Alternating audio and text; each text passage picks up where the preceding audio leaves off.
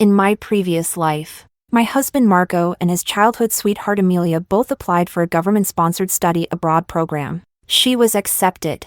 I received a rejection notice. Without hesitation, Marco divorced me and married Amelia. He mocked me. "You'll spend your whole life rotting away in this rural backwater, breaking your back in the fields. You're not worthy of me." Before leaving, they even had the audacity to help me find a job, a village mail carrier. By then, my back was already bent from years of farm labor. Yet, I was so grateful that I almost dropped to my knees, bowing in thanks. For the rest of my life, I became Amelia's unpaid servant, a maid at her beck and call, until decades later, when I unexpectedly ran into the recruitment director from that year. He looked at me in shock. "Child, the organization originally recommended you for the study abroad program. Why did you give up your spot to Amelia?" I stared at him, speechless. My mind went blank. That was the moment I realized. They stole my future. Marco and Amelia worked together to replace my name with hers.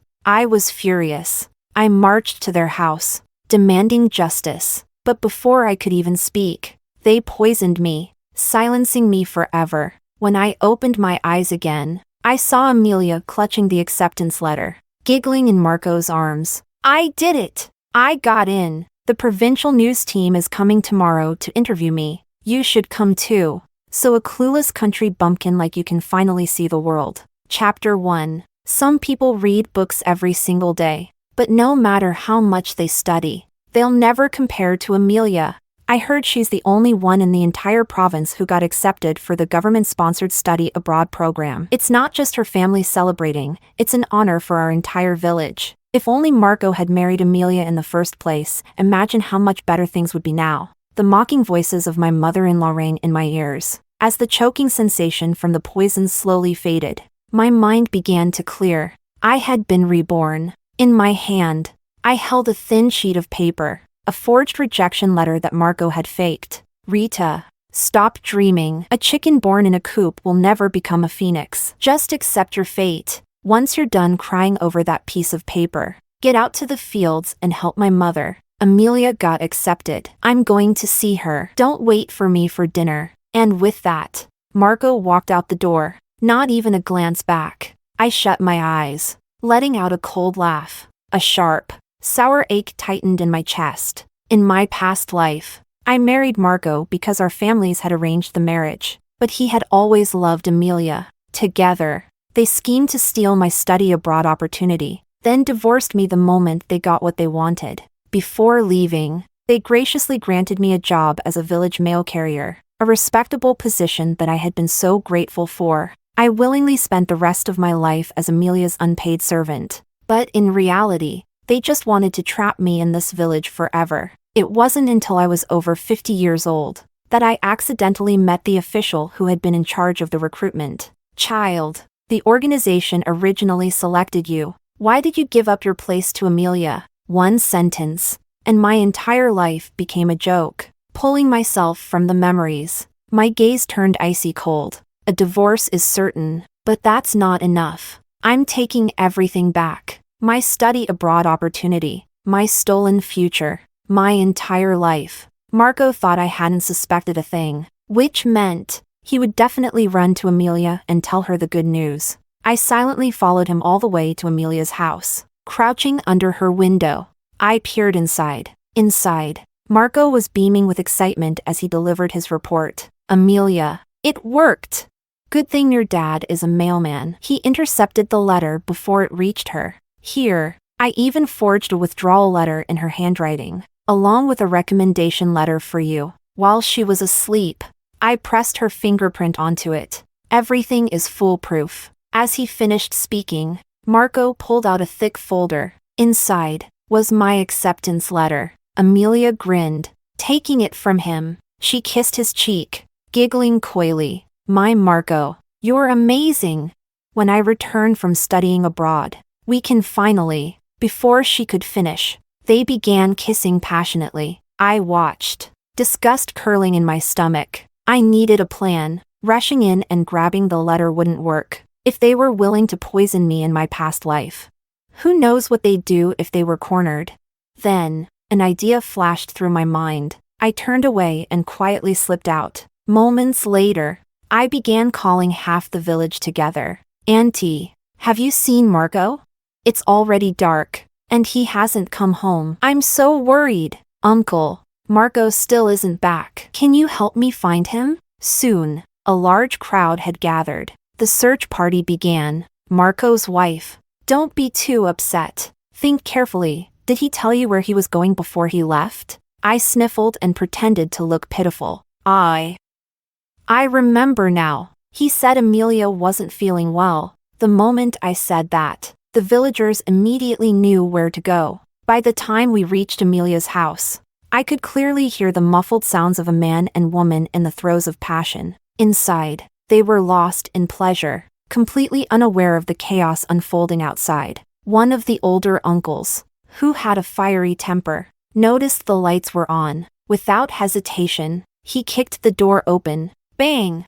The door slammed against the wall. The moment the villagers stepped inside, the scandalous scene was laid bare for all to see. Marco and Amelia, completely naked, entwined in each other's arms. The entire village froze. Gasps filled the air. What, you two? Marco and Amelia panicked. Their faces turned deathly pale as they scrambled to grab their clothes. They shouted frantically, "Don't look! Get out! Get out right now!" But it was too late. The damage was done. Within minutes, the entire village was in an uproar. The commotion even reached the village chief. Rita. The village chief turned to me, his voice heavy. You've suffered a great injustice. Tell us, what do you want to do? My eyes lit up. This was the moment I had been waiting for. With tear-filled eyes, I turned to him and declared, divorce. I want a divorce, immediately. Chapter 2. And that's not all. I've worked myself to the bone for Marco's family for years. Most of the things in that house, I bought them. And let's not forget the money Marco borrowed from my father when he was still alive. He owes me every last coin. Marco immediately exploded. Rita, fine. We can get divorced. But don't even think about taking a single cent. As soon as he finished speaking, his gaze shifted cautiously to me. Did you hear something? I instantly put on a pitiful expression. What could I possibly know? I'm just a woman who lost her chance to study abroad. I'll be stuck farming for the rest of my life. Now that we're divorcing, of course I want to take some money to survive. Hearing this, Marco and Amelia visibly relaxed. Amelia, arms akimbo, snapped at me. That's ridiculous. Don't push your luck. Marco had no choice when he married you. Everyone knows he and I are childhood sweethearts. You stole him for years, and now you have the audacity to ask for money? She hadn't even finished speaking before the villagers cut her off, with curses. Pfft, you two should be ashamed. Rita slaved away for Marco's family, and now you're trying to rob her? Exactly. She did all the work, and you two enjoyed all the benefits. Shameless. Absolutely shameless. The public outcry grew louder, their words sharper, under the weight of their humiliation. Marco and Amelia's anger gradually turned to shame. Marco, being a man with an ounce of dignity, finally gave in. I wasted no time. With the help of the villagers, I moved everything valuable out of Marco's house. I even took the cooking pots, left him nothing. Then, I slapped the debt note in Marco's face, forcing him to hand over every last coin of the family's savings. By the time I was done, his house was stripped bare. Not even a spare bowl was left behind. His mother stood in the courtyard, screaming, stomping, cursing, a spectacle for the entire village. Marco glared at me viciously, his jaw clenched in rage. Rita, he spat, voice trembling with fury. Just you wait. Chapter 3. The next day, on my way to the fields, Amelia deliberately waved her study abroad acceptance letter in front of me, showing off. I got accepted. In the future, I can even become a government official. Tomorrow, some officials from the provincial capital are coming to interview me. You should come too. Let a clueless bumpkin like you broaden your horizons. Seeing that I didn't respond, she followed me all the way to the rice field embankment, continuing to boast. A lowly life will always be a lowly life. You should just accept your fate as a dirt-stained farmer for the rest of your life. But since we're from the same village, if you kneel properly and kowtow 3 times, I might consider asking my father to help you. Maybe we could get you a job as a village postman." Beside her, Marco smirked maliciously. "Amelia, that's not enough. She should kneel first and say, 'I'm sorry, young miss.' This lowly servant Rita knows her place now. Then she should serve as your free maid for life, always at your beck and call to repay your kindness." The two of them laughed. Their mocking gazes locked onto me as I bent over. "Planting rice seedlings. You too. Get out of my way. You're blocking my work." My tone was cold, completely indifferent. Amelia was stunned. She stared at me in disbelief and repeated herself, "This is a postal worker job. Do you know how many connections my father had to pull to get his position?" I was losing patience. Without hesitation, I grabbed a handful of muddy sludge from the field and flung it at them. "I'd rather be a shopkeeper. I'll sell the both of you off one day." Caught off guard, they couldn't dodge in time and were hit head-on by the filthy mud, cursing me as they scrambled away. As she left, Amelia yelled at the top of her lungs, "Don't forget to come watch my interview tomorrow with my past life memories." I didn't need her reminder. Of course, I would be there, since Amelia kept bragging about how she had secured a study abroad opportunity. Then let's open that acceptance letter in front of the media and see whose name is really written on it. Early the next morning, because it was rare for officials from the provincial capital to visit, the village had arranged for the entire village to attend the event as a show of respect. The small village office was packed to the brim with people. Amelia's father stood in front of the crowd, grinning from ear to ear, overflowing with pride. "A government-sponsored study abroad program. And it's overseas. You farmers wouldn't understand the significance of this." "Well, it makes sense. Some of you have never even been to the provincial capital. People are just born with different fates." "Ha ha ha." Marco chimed in enthusiastically. "Dad is right. Our Amelia is destined for great things. It's just a shame that some ignorant villagers only know how to gossip about cheating scandals." Water flows to higher places. Rita couldn't get accepted herself, and now she's blaming others for moving ahead. Even an old village woman, who had recently learned how to look down on people with her nose in the air, sneered and mockingly advised him not to bother with these farmers. Hearing these sarcastic remarks, the villagers' faces turned red with anger. Meanwhile, the reporters were practically fawning over Amelia, holding up their microphones as they sang her praises. Student Amelia managed to stand out among tens of thousands of applicants. She must be incredibly outstanding. It's truly an honor for us in the media to interview such a talent. So, we'd love to take a photo of your acceptance letter to share with our readers and satisfy their curiosity. The smug expression on Amelia's face instantly collapsed. She gripped the sealed acceptance letter even tighter, her fingers turning white. A flicker of panic crossed her face as she tried to play it off. "Oh, it's just a piece of paper. Nothing special to look at. I just saw my classmate arrive. Let me go say hello first. We can continue the interview later." She hurried toward me, clearly flustered. But the moment she saw me, her expression shifted back to arrogance. She lifted her chin and sneered.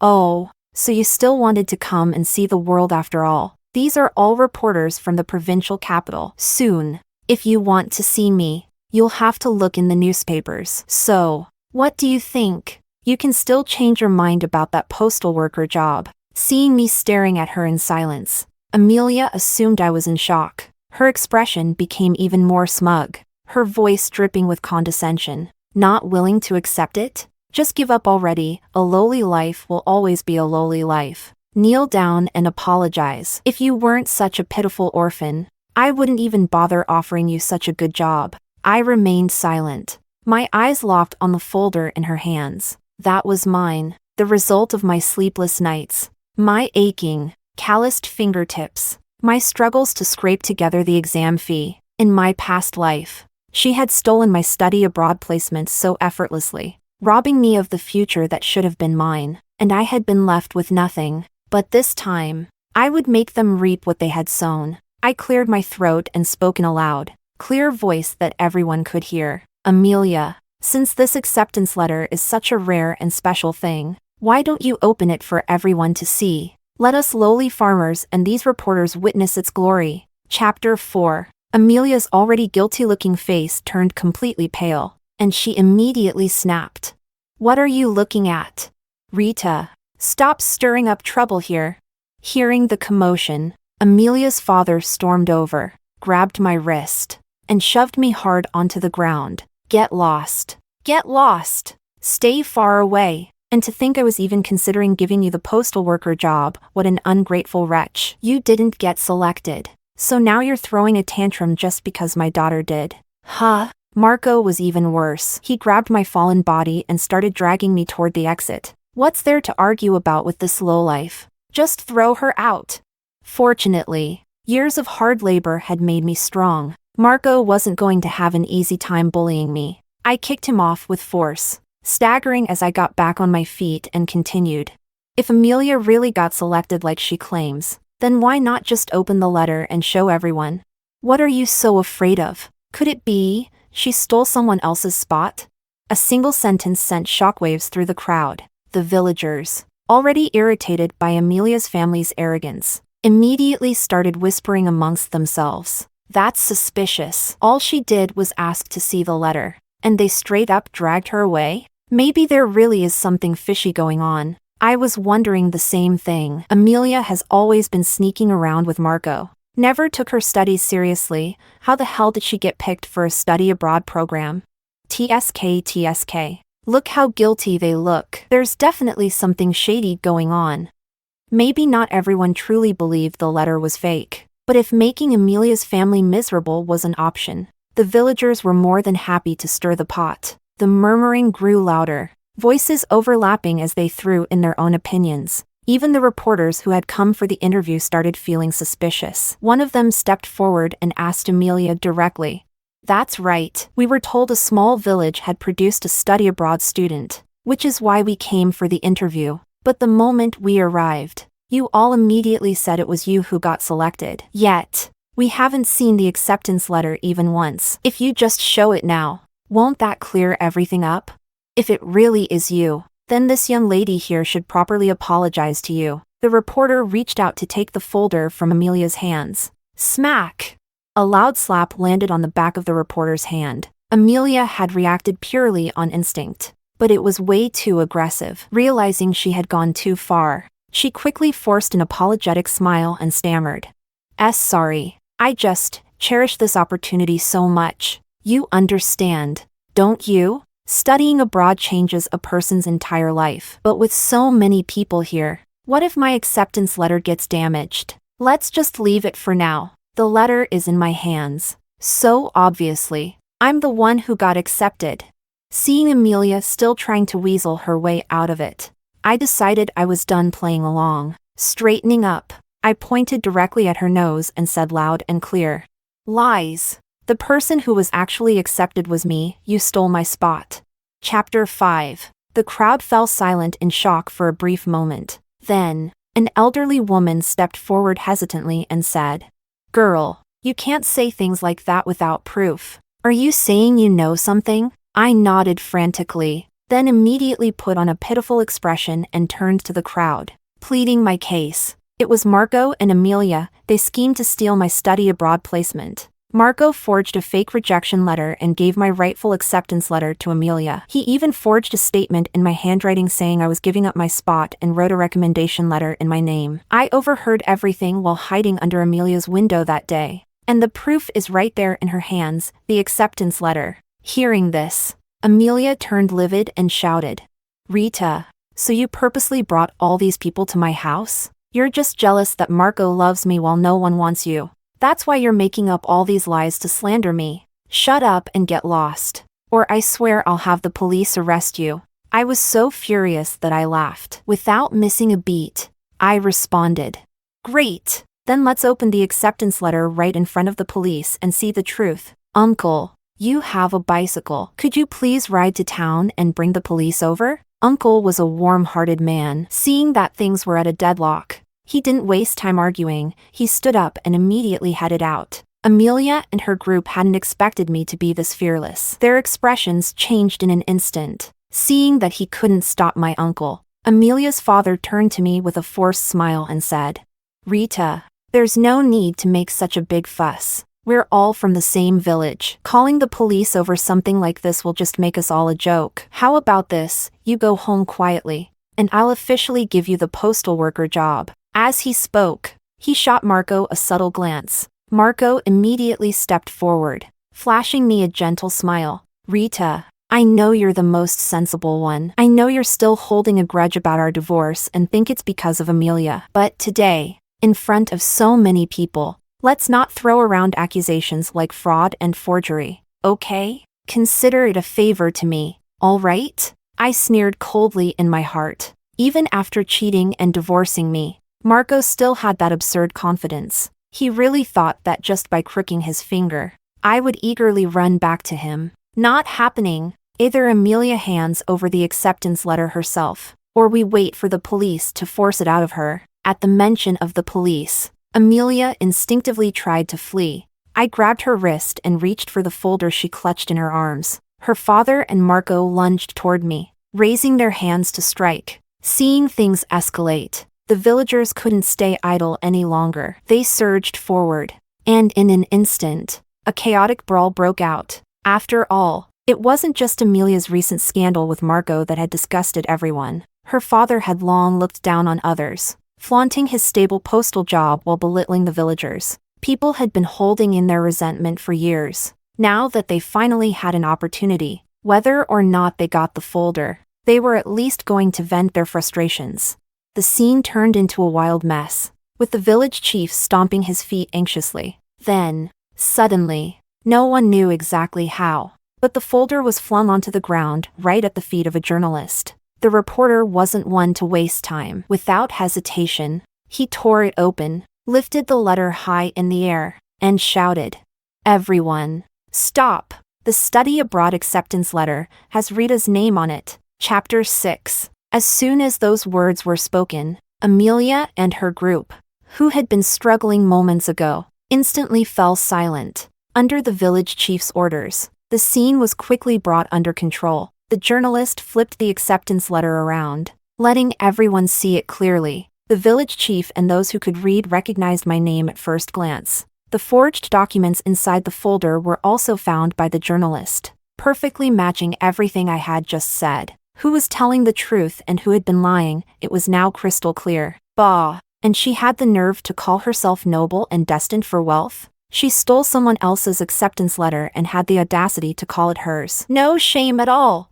Who knows? Maybe even her father's postal job was stolen from someone else. Tisk. TSK. TSK. I already thought Amelia was disgraceful for being a mistress, but now she's gone as far as stealing someone's identity? Rita treated Marco so well, and yet he helped outsiders set her up? How disgusting!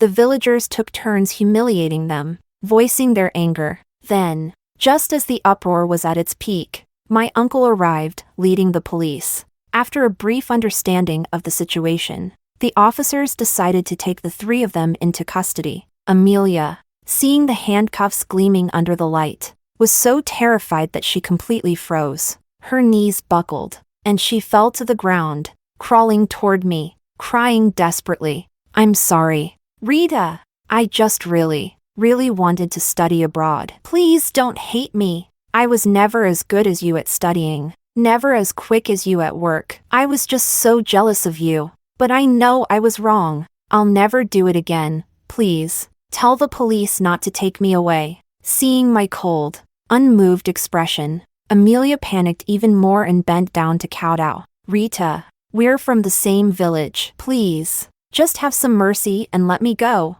I'll work like a slave to repay you. I really can't go to jail, it'll ruin my entire life." Before she could finish, Marco pushed his way through. "Rita, listen to me. I know you still have feelings for me. Let the police let me go, and we can live a peaceful life together, okay?" I had no patience for their hollow apologies or pathetic pleading. With just a few words to the officers, I let them take the criminals to the station. Turning around, I clutched the acceptance letter that had been stolen from me. A surge of emotions overwhelmed me, and tears welled up in my eyes. I quickly wiped my face with the back of my hand, bowing deeply to the villagers. Just as I was about to express my gratitude, memories of my past life's suffering flooded my mind. In an instant, The dam broke, and I sobbed uncontrollably, covering my face with my hands. Thank you, everyone. If it weren't for you all, I might have. I finally got it. Thank goodness. This time, I took back what was mine. An older woman gently pulled me into her arms, stroking my back as she comforted me softly. Once my emotions settled, the journalist patted my shoulder with a smile. All right now. No more tears. Studying abroad is an honor, you should be smiling. Come on, let's take a picture, our real study abroad student. Chapter 7. Click. With a snap of the camera, my photo holding the acceptance letter was printed in the newspaper. At the same time, news came from the police station. Amelia's father had abused his position by withholding other people's mail. Not only did he lose the postal job he had always bragged about, but he was also fined and sentenced to jail. Marco was found guilty of forging government seals and tampering with official documents, while Amelia was charged for instructing others to commit fraud and for impersonating another student. However, since their crimes were considered attempted, the court showed leniency in their sentencing. Marco was given 6 months in prison, while Amelia received 1 year. Before heading abroad for my studies, I first had to complete a year of preparatory classes in the capital. The program was designed to improve language proficiency and allow students to familiarize themselves with their research fields under assigned mentors. Being an orphan, I had always been cared for by the villagers. When they heard I was going to the capital, the village chief immediately took the lead in gathering donations. Some families gave 3 yuan, others 5. Piece by piece, they managed to collect enough money to cover my travel and living expenses. One of the village women tightly held my hands, wiping her eyes as she said, "Child, I watched you grow up. You lost your parents when you were barely 8 or 9, such a hard life. But you finally made it. Here, take these shoes. I stayed up all night making them for you. I don't know if the roads in the capital are easy to walk on. When you get there, take care of yourself, and don't forget to write to us from time to time." Holding the money in my hands, I sat on the back of my uncle's bicycle, waving and crying as I said my goodbyes. In my heart, I made a silent vow. One day, when I succeeded, I would repay them all. A year passed in the blink of an eye. Before we officially left for our studies abroad, the school gave us a long break to visit home, knowing we wouldn't return for at least 3 to 5 years. I carried gifts from the capital and took the old green train home. The journey was long and slow, taking a full day and night. After that, I switched to a bus, then a van, and finally, my uncle's bicycle. "Uncle, over here." Uncle paused in surprise before jogging over to take my luggage. Grinning, he teased, "Rita, you really are different now after spending time in the capital. So fashionable I almost didn't recognize you. Why did you bring so many things back?" I laughed as I climbed onto the back of his bicycle and handed him a pair of gloves. "I heard you're the new postal worker now. Winter is cold when delivering letters, so I got these for you." Uncle's eyes turned red. Right in front of me, he couldn't stop praising. "This kid.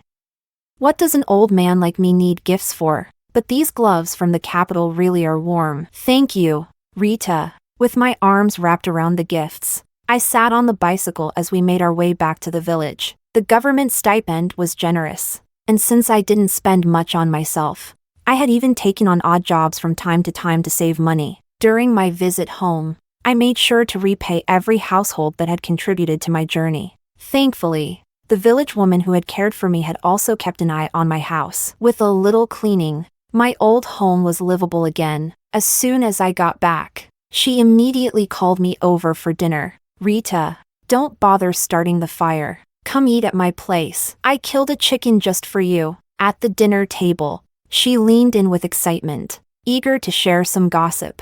"Rita, have you heard about those people? Leaving that marriage was the best decision you ever made." Chapter 8. From my aunt's brief words, I quickly got an idea of what had happened after I left. Amelia's father was the first to be released. Without his job, he had no choice but to do the farm work he had always looked down upon. But after years of being a postal worker, adapting to the fields wasn't easy. Every day, he was exhausted, and his harvests were poor. Half a year ago, it rained heavily, and everyone advised him not to go out and plow the fields. But he refused to listen, saying we were looking down on him. But on the way back, the mountain road was flooded with mudslides, making it treacherous to walk. He slipped and tumbled straight down the mountainside. They found his body 3 days later. He was already stiff. Aunt let out a long sigh. Amelia is still in prison. When he died, there wasn't even a single family member to carry his coffin or light incense for him. As for Marco and Amelia, both of them had been released from prison, but their married life was nothing short of a disaster. Marco had originally thought that once Amelia went abroad to study, she would become successful, and he would enjoy a life of luxury along with her. But now?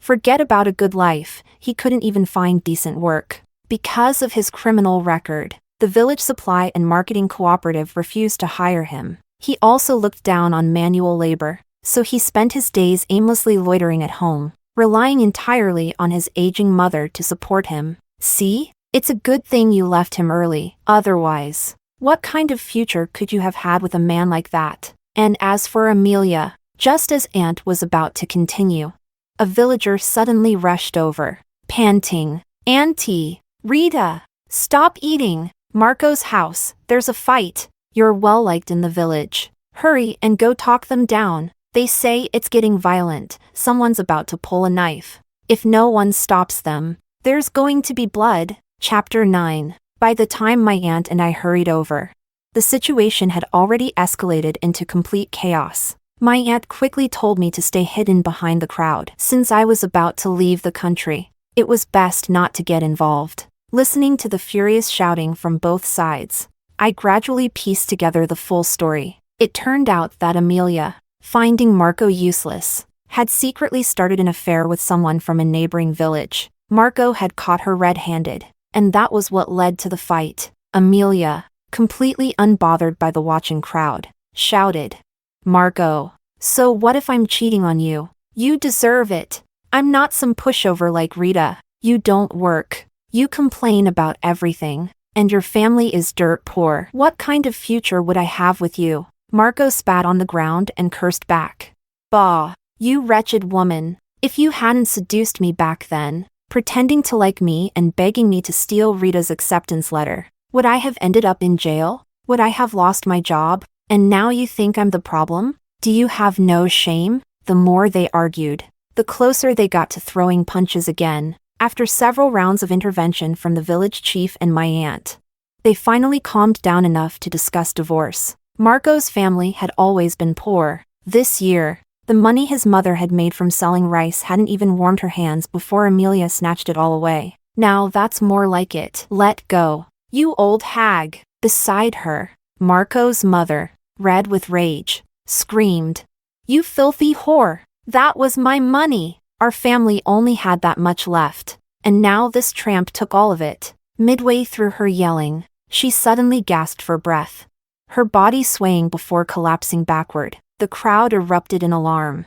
and people scrambled to lift her onto a bed. After the frantic commotion, things finally settled down. Seeing that the matter was resolved, my aunt and I turned to leave. We had only taken a few steps when hurried footsteps sounded behind us. Marco ran up, breathless. He grabbed my wrist excitedly and said, "Rita, you're back. Wait, I have something to say to you." Chapter 10. My aunt's expression immediately turned wary. "What do you want? Let go of her. Rita has nothing to say to you." No matter how sharply my aunt spoke, Marco refused to let go of my wrist. I sighed, trying to reassure her. "Auntie, don't worry. I'll just say a few words to him. Please wait for me under the big tree ahead. I won't take long." Hearing this, my aunt reluctantly walked away, turning back every few steps to check on me. I turned to the breathless Marco and said, "Say what you need to say quickly. Your mother isn't looking well. She's waiting for you to go back and take care of her." At my words,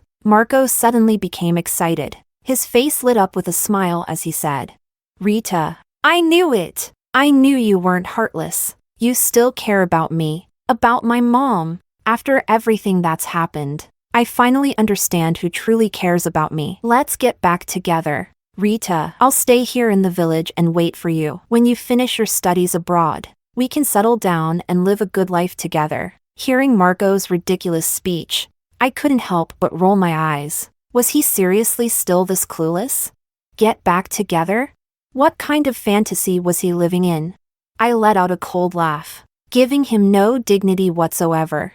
I repeated the exact words he had once told me after we divorced, throwing them right back in his face. Marco, do you really think someone like you deserves me now? You've been to prison. You don't have a respectable job. You'll spend the rest of your life as a poor farmer in this remote village. What makes you so confident that I would even look at you now? And besides, you're already a second-hand man. The light in Marco's eyes instantly dimmed. Shame flickered across his face as he lowered his head. His lips trembled as if he wanted to say something, but I had no interest in wasting another second on him. With an ice-cold expression, I yanked my hand away from his grip and strode forward without looking back.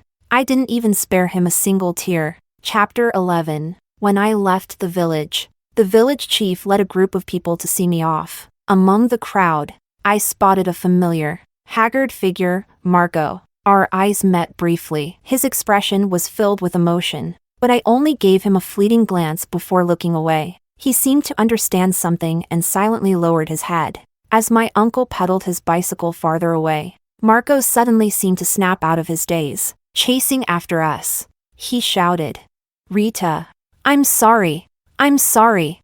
He kept shouting the same words over and over. As the distance grew, he could no longer keep up. His voice grew fainter and fainter until, finally, it disappeared completely. I couldn't bring myself to say, "It's okay." The life that was stolen from me in my past life, the suffering I endured, and even my ultimate murder, I could never forgive him on behalf of my past self. Time abroad passed in the blink of an eye. Though the journey was tough, it was worth it. 3 years later, I graduated with distinction. Because I was on a government-sponsored study program, I was recruited directly into the municipal government, becoming the youngest division chief in history. One day, while walking through a park near my office, I unexpectedly ran into someone familiar. Marco, hunched over. He was selling outdated toys from a makeshift stall. His once youthful features were gone, his hair was graying, his face pale. He looked nothing like the man he used to be. He wore a tattered hat, the exposed lining revealing worn-out fuzz. Crouched on the ground, he stared at me in a daze. "Rita." I stood tall, dressed in a crisp suit, my makeup meticulously applied. Someone passing by greeted me with a nod. "Good afternoon, Chief." I nodded in response. When I looked back, Marco had already grabbed his things and hurried away, head lowered, but I could see it, his eyes were full of regret. Watching his retreating figure, I let out a deep breath. I felt nothing. Marco, Amelia, none of it mattered anymore, because my life was only just beginning. I had far more important things to do. After taking office, my first priority was to increase rural incomes and give back to the villagers who had once supported me. Studying abroad had broadened my perspective, and after extensive market research, I capitalized on the wave of economic reforms. I was the first in our city to propose an agricultural export initiative, ensuring that the hardworking farmers' produce would finally be valued properly. Cheap grain impoverishes the farmers. The policy gained provincial support. Our village was chosen as the pilot project, and once successful, it would be expanded to other villages in the city. No longer would our agricultural products be sold for scraps to neighboring towns. Instead, they would be shipped to vast international markets. Within just a year of implementing the policy, by the end of the year, my uncle had earned enough to replace his bicycle with a motorcycle. As the Lunar New Year approached, Uncle grinned from ear to ear, his face full of wrinkles from smiling. "Rita, next time you come back to the village, I can pick you up on my motorcycle." His wife elbowed him playfully, making him pause. Realizing his mistake, he scratched his head and awkwardly corrected himself. I should be more formal now. You're a director now, and the city even assigned you an official car. Picking you up on a motorcycle is a bit embarrassing, isn't it?" I chuckled, shaking my head. Taking his hand firmly, I denied it without hesitation. "Not at all. No matter what title I hold, to you, I'll always just be Rita." And sitting on Uncle's motorcycle, that's what makes me feel like I'm coming home. From inside the house, my aunt called out, "It's cold outside. Come in quickly. Wash your hands, dinner's almost ready." Times are better now. So I bought a lot of pork when the village slaughtered pigs. I even made some sausages for you. Take them with you when you go back. I nestled into my aunt's embrace, smiling as I replied, "Thank you, Auntie." Outside, fireworks crackled in the sky. With higher incomes, more villagers could afford firecrackers and fireworks for the celebration. After dinner, my aunt and I strolled through the village, watching the night sky light up with bursts of brilliant colors. I thought to myself, this life, my life, was going to be long and full of joy.